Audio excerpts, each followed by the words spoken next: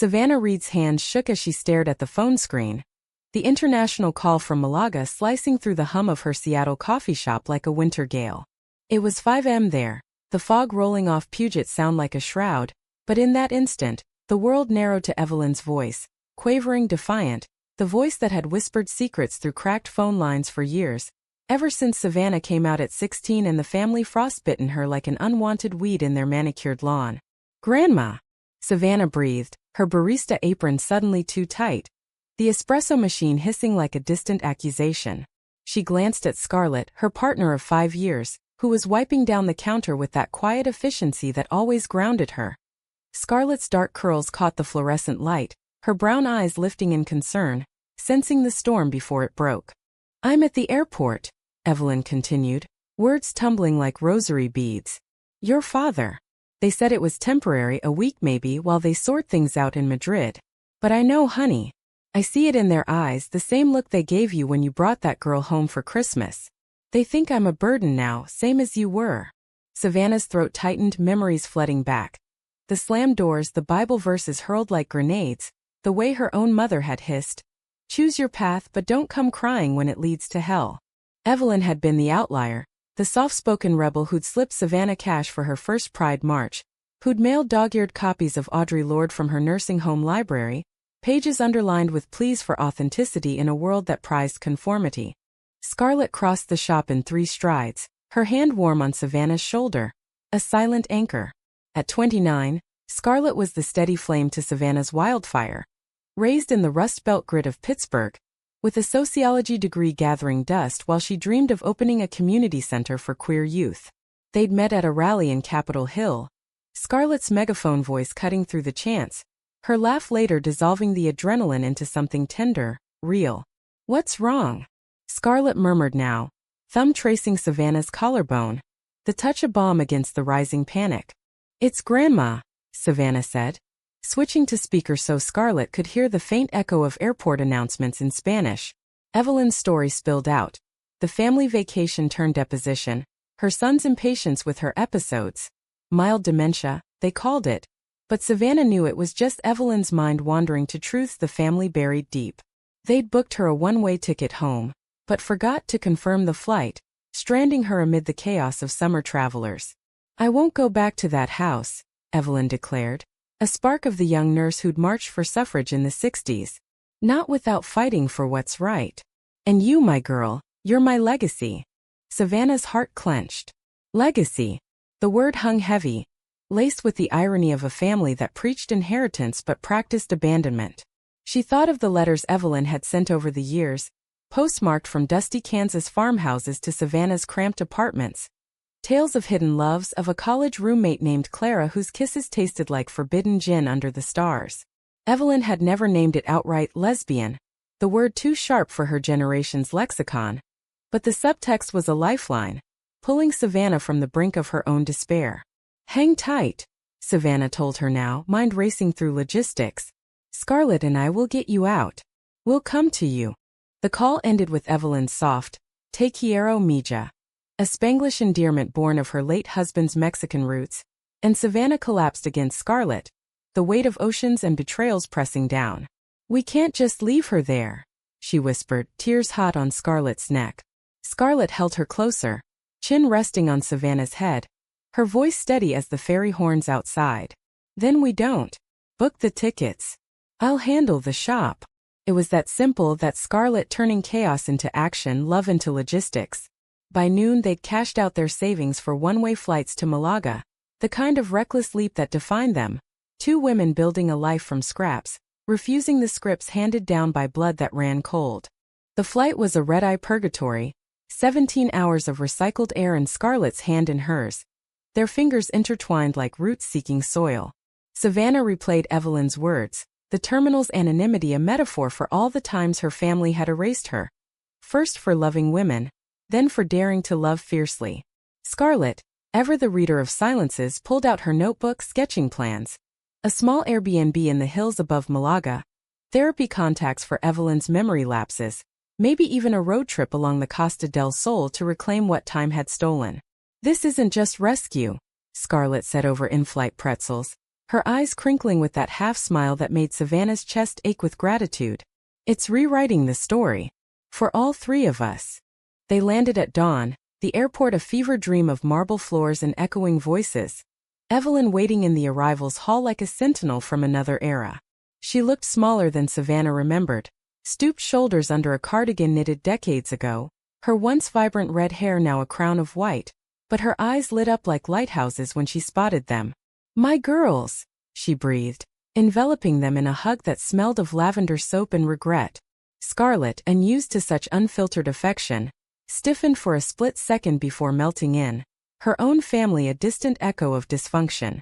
Over churros and thick café con leche at a corner cafe, Evelyn unpacked her suitcase of truths. The abandonment wasn't spur of the moment. It was premeditated, her son citing financial strain, while eyeing the family estate in Kansas, a sprawling Victorian her late husband had built with oil money. "They think I'm Dottie ready for the home," Evelyn said, stirring sugar into her cup with deliberate slowness. "But I've been planning, Savannah. That it's all yours. The house, the land, everything. Not a dime to them. Because you loved without apology. Like I wished I had." Savannah's fork clattered against her plate, the revelation landing like a thunderclap. The will rumors had swirled at family gatherings, whispers of disinheritance for the wayward granddaughter. But this? It was absolution. A middle finger to the hypocrisy that had scarred them both. Scarlett squeezed her knee under the table, her touch a reminder. This was power, not poison. Yet as they drove inland to their rented casita, the Sierra Nevada mountains rising like jagged promises, Savannah felt the first twinge of foreboding. Blood calls to blood, and her family's silence wouldn't last.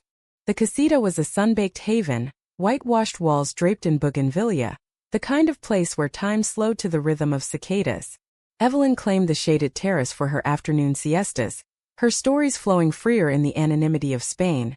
Tales of Clara, the painter who'd captured Evelyn's portrait in oils, their affair a secret symphony cut short by war and weddings of convenience. "She saw my soul," Evelyn said one evening, as Scarlett grilled sardines over a portable hibachi, the sea a distant shimmer. "Just like Scarlett sees yours." Savannah blushed, the compliment weaving through the air like the scent of jasmine. Their romance had been a slow burn. Stolen glances at protests turning to late-night talks in Scarlett's van, bodies learning each other in the quiet reverence of dawn light. No grand gestures, just the poetry of shared silences, of Scarlett's fingers braiding Savannah's hair after a bad shift, or Savannah leaving notes in Scarlett's lunch bag. "You're my compass in this wild world." Here in this borrowed Eden it deepened. Walks along olive groves where hands brushed and held, Evelyn watching with a knowing smile that bridged generations. But paradise has its serpents. A week in, the email arrived from her father, subject line, "Family Matters." Curt words demanding Evelyn's return. Veiled threats of contesting the will if she didn't come to her senses. Savannah's rage simmered as she read it aloud to Scarlett, who paced the tiled kitchen like a caged panther. "They abandoned her," Scarlett spat, her Pittsburgh accent thickening with fury. "And now this? It's control, pure and simple." Evelyn, overhearing from the doorway, waved a hand dismissively, but her eyes, those sharp green eyes, betrayed the fear. "Let them come," she said, but her voice wavered, the dementious fog creeping in like evening mist. That night, as thunder rumbled over the Mediterranean, Savannah and Scarlett lay entwined on the casita's narrow bed, the storm mirroring the one brewing inside. "What if they win?" Savannah whispered, her head on Scarlett's chest, the heartbeat a steady drum against her cheek. Scarlett tilted her chin up, eyes fierce in the lightning's flash. "They won't. Because we're not them. We're the ones who stay." Their kiss was salt-tinged, born of desperation and devotion, a vow renewed in the face of fracture. But as sleep claimed them, Savannah dreamed of terminals, endless halls where faces blurred, and Evelyn's suitcase lay open, spilling not clothes, but letters addressed to Clara, yellowed with time and unspoken love. The confrontation came on a sweltering Tuesday, the kind of heat that pressed against your skin like an accusation, turning the casita's terrace into a pressure cooker of unresolved grief. Savannah's phone buzzed relentlessly that morning. Texts from aunts she'd ghosted years ago, voicemails laced with faux concern. "Your father's worried sick. This Spanish nonsense has to stop." Nonsense. The word ignited something primal in Savannah. A fire she'd banked since high school, when nonsense had been code for her crushes on the girls' soccer team. She deleted them all, but the damage lingered. A low hum of anxiety that Scarlett tried to soothe with fresh squeezed orange juice, and a playlist of Joni Mitchell crooning about circles and goodbyes. Evelyn, ever the historian of hurts, sensed the shift. Over breakfast, tostadas slathered in tomato and olive oil, she launched into a story from her youth, her voice weaving through the bougainvillea like smoke. Clara and we met at a barn dance in '58.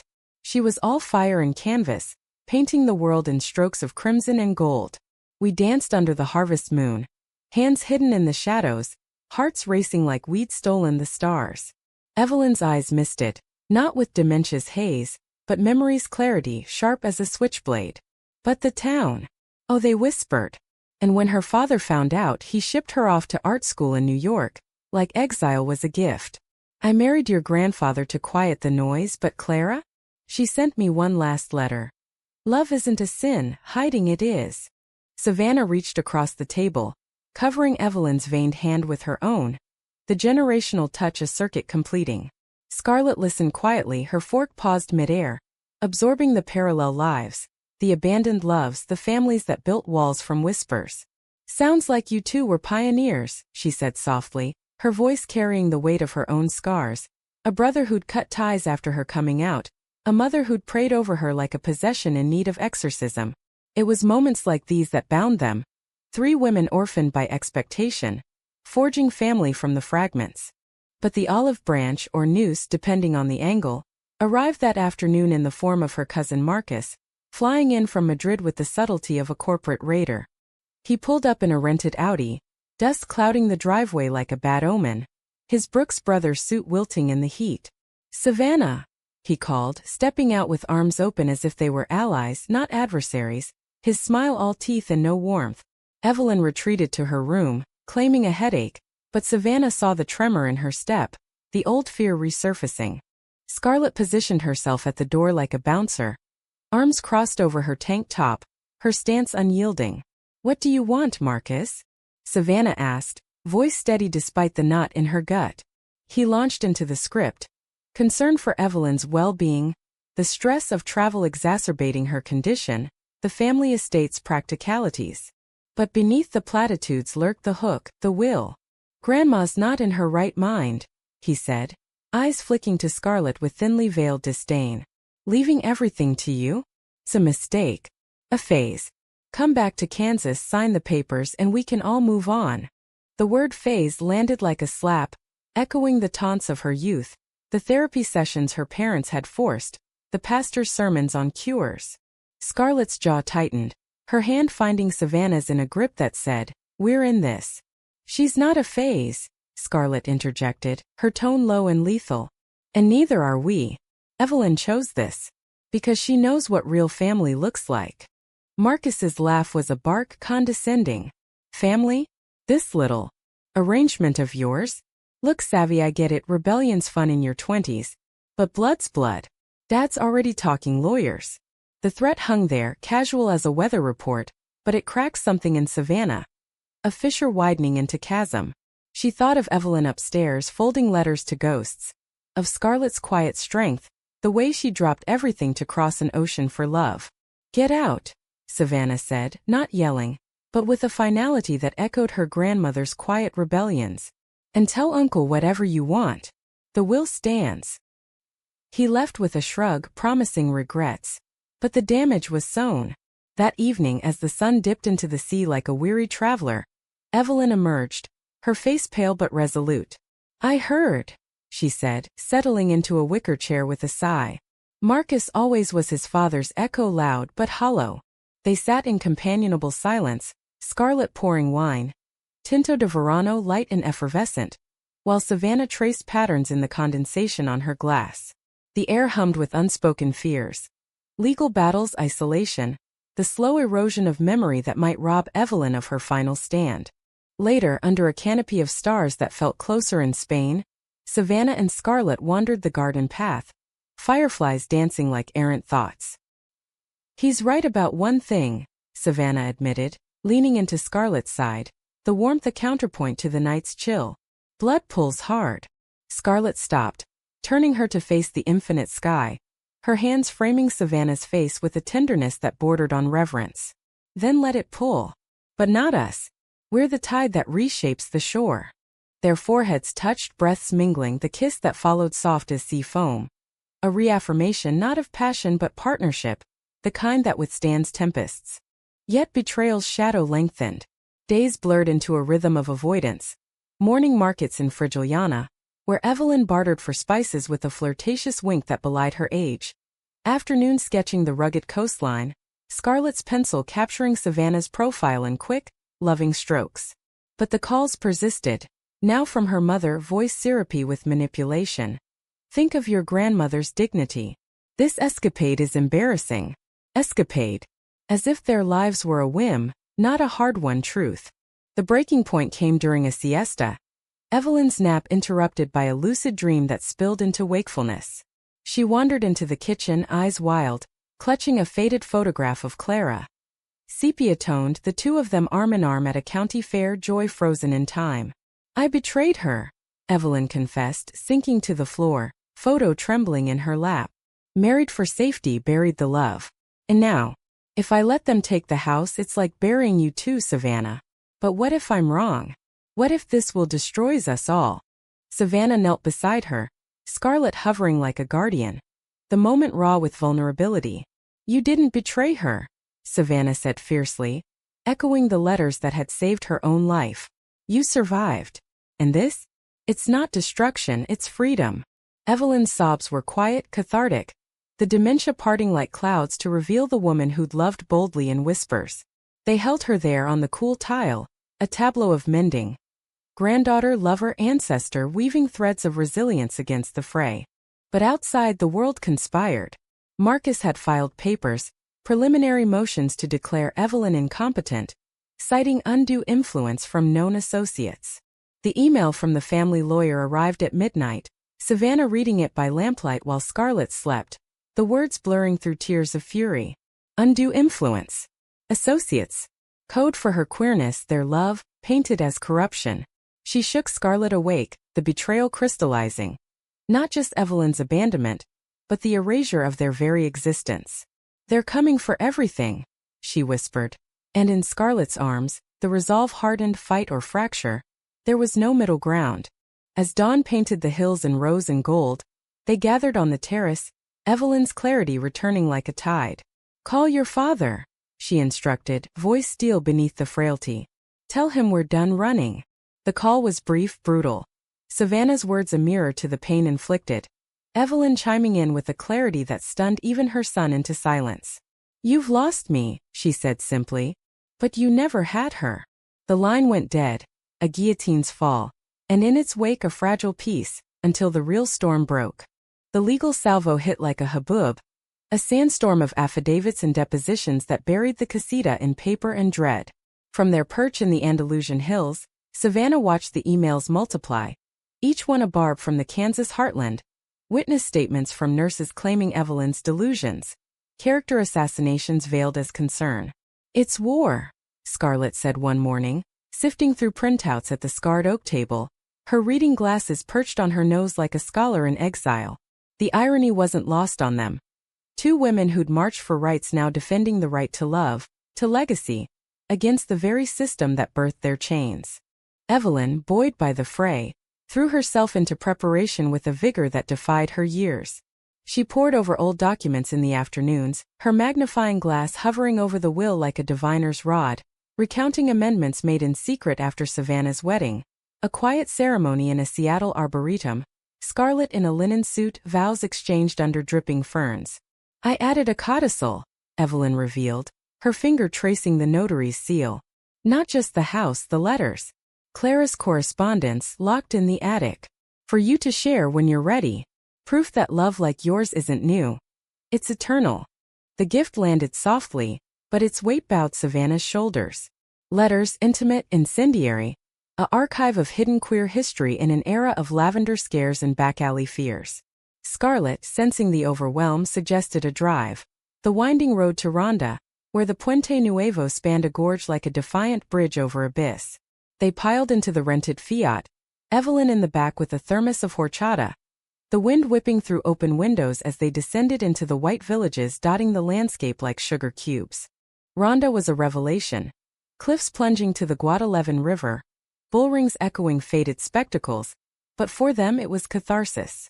They lunched at a taberna overlooking the drop, Evelyn regaling them with tales of gypsy flamenco she'd seen in her honeymoon days, her laughter bubbling free. "Your grandfather hated the Passion," she admitted, spearing an olive. "Said it was too emotional. But Clara, she danced like the devil himself."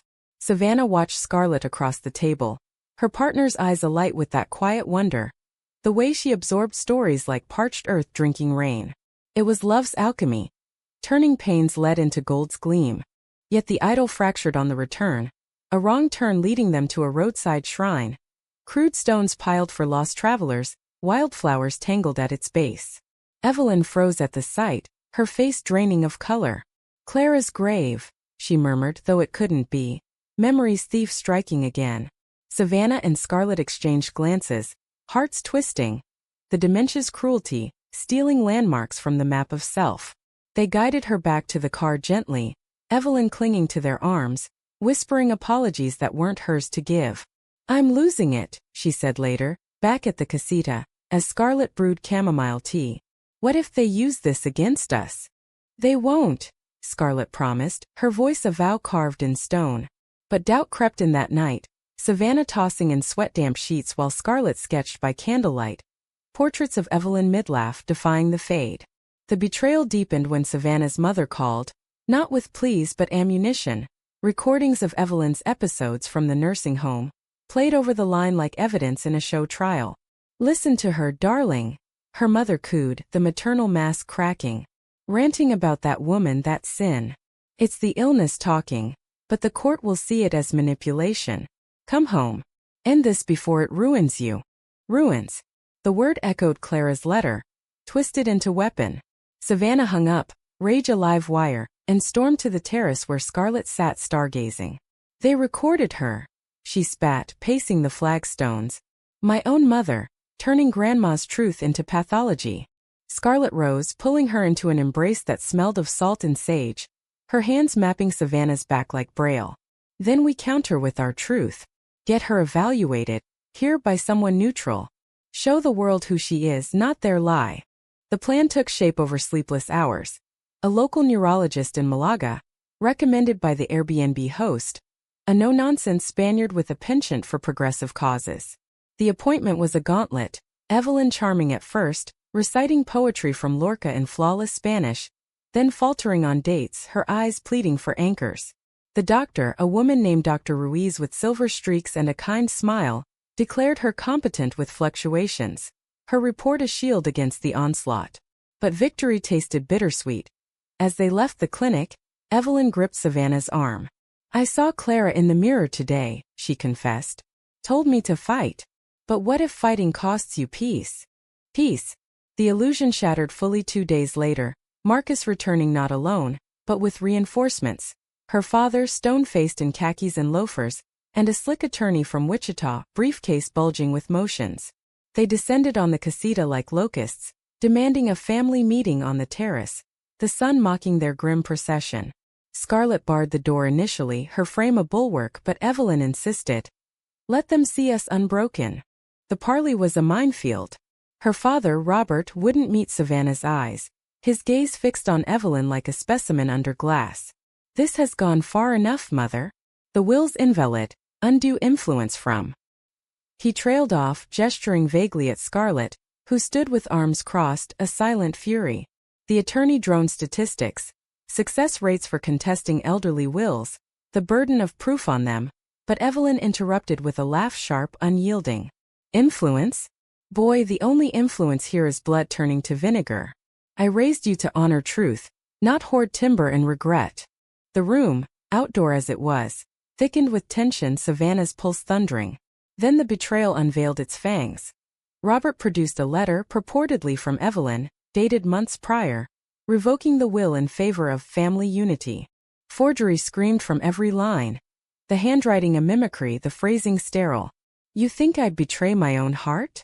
Evelyn roared, snatching it, tears carving tracks down her cheeks. Savannah's world tilted. This was beyond abandonment, a desecration of ink and intent. Scarlett lunged for the paper, but Savannah held her back, the moment crystallizing. Her family's empire built on lies, now crumbling under their own greed. "Get out," she said again, voice ablade. "And take your fakes with you." They left in a huff, threats of court dates lingering like exhaust fumes, but the damage was visceral. Evelyn retreating to her room, catatonic, the dementia claiming ground in the shock. That night, Savannah and Scarlett sat vigil outside her door, the casita's walls whispering consolations. "We can't win this alone," Scarlett admitted, head on Savannah's shoulder, vulnerability cracking her armor. "We need allies, queer lawyers, historians for the letters." Savannah nodded, the spark reigniting. Not just defense but a reckoning. As Evelyn's soft snores filtered through, they kissed, brief, fierce. A pact sealed in starlight, love the unyielding force against entropy. The counteroffensive brewed in the following week, a flurry of calls to stateside contacts. A law prof from Scarlett's alma mater, specializing in elder rights. A archivist in Topeka eager for Clara's cash.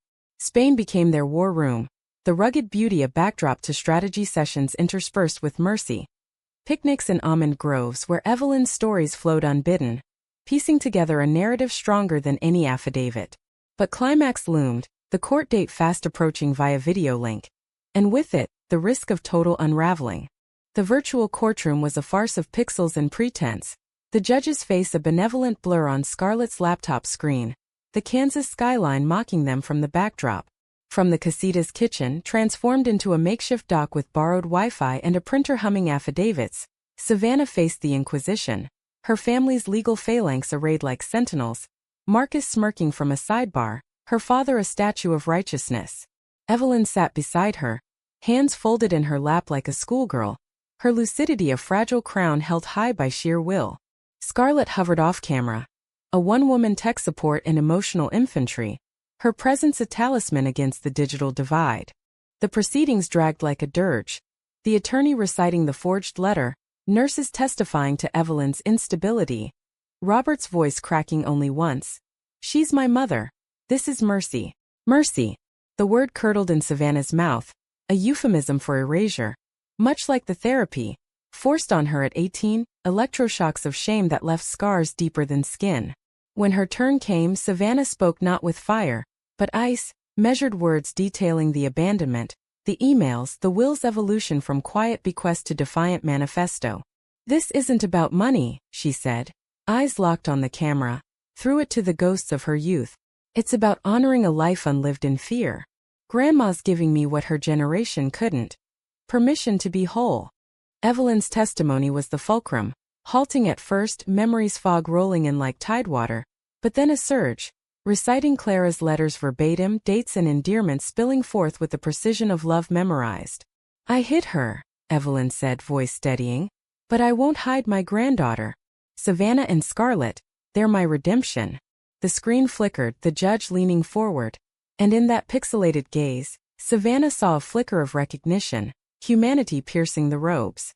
The opposition crumbled under cross, the forgery exposed by a handwriting expert's remote affidavit, the nurses recanting under questions about bias, Robert's testimony devolving into admissions of financial desperation, the estate's mortgage, the farm's drought. Betrayal's house of cards toppled, Marcus's smirk curdling to sweat. When the judge ruled, will upheld sanctions on the forgers, a collective exhale rippled through the casita, Evelyn collapsing into Savannah's arms with a sob that was half relief, half release. But victory's afterglow was laced with ash.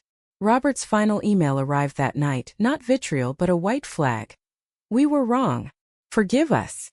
Forgiveness, a word as thorny as thistle. Savannah deleted it unread, but Evelyn, in a rare nocturnal clarity, penned a reply. Measured, merciful, inviting a visit sans conditions. "Not for them," she explained to Scarlett over midnight tea, the steam curling like question marks. "For you." So the chain breaks. The chain. It frayed further in the weeks that followed, as they planned the repatriation, not to Kansas's clutches but Seattle's embrace. Scarlett scouted apartments near the waterfront, visions of a home where Evelyn's stories could unfold in safety, Perhaps even a small exhibit of Clara's letters for local queer archives. Savannah, unburdened, began writing fragments of their saga, a memoir in embryo, her voice finding purchase after years of silence. Their love deepened in the mundane miracles. Scarlett's hand in hers during market runs, Evelyn's laughter at their inside jokes, the three of them a constellation realigning. Yet drama's echo lingered in a final twist. A package from Kansas, postmarked anonymously. Clara's portrait, oils cracked but colors vivid. Evelyn's younger self gazing out with eyes that mirrored Savannah's own. Tucked inside, a note in Robert's hand. Found this in the attic. It's yours, Dad. No apology but a gesture small seismic, the first crack in the monolith of machismo. Evelyn hung it in the casita's hall, a sentinel of sorts, whispering of bridges yet to burn. As autumn gilded the hills, they boarded the flight home, Evelyn between them, her head on Savannah's shoulder. Scarlett's fingers laced through both their hands. The terminal, once a symbol of discard, now a portal to possibility. Over the Atlantic, Evelyn murmured a half-remembered poem, Lorca's Duende stirring. In the black of night, love's green fire. Savannah smiled, Scarlett's head nodding against hers, the words a lullaby for the weary. Back in Seattle, the Victorian awaited. Creaking floors and wraparound porch, now theirs to reclaim. Neighbors brought casseroles, queer elders shared stories that echoed Evelyn's, weaving a tapestry richer than blood's narrow weave. Robert visited once, tentative, the grandkids trailing like olive branches. Forgiveness wasn't instant, but it bloomed. Awkward Thanksgivings, shared silences evolving into stories. Marcus stayed distant, but even he sent a card at Christmas, a truce in ink. In the end, it was humanistic, not triumphant. Love as verb, not conquest. Savannah and Scarlett married again. This time on the estate's lawn. Evelyn officiating with a voice steady as oak. Vows exchanged under Kansas sky now benevolent. In your light I find my north. Evelyn passed that winter peaceful in her sleep, the letters archived as legacy. Donated to a museum, voices amplified for the silenced. Years on, Savannah would stand on that porch, Scarlett beside her, watching their adopted daughter chase fireflies, Evelyn's spirit in the wind's whisper. Abandoned once, they built an empire of empathy. A testament that family isn't forged in terminals, but in the turns we choose to take, hand in unyielding hand.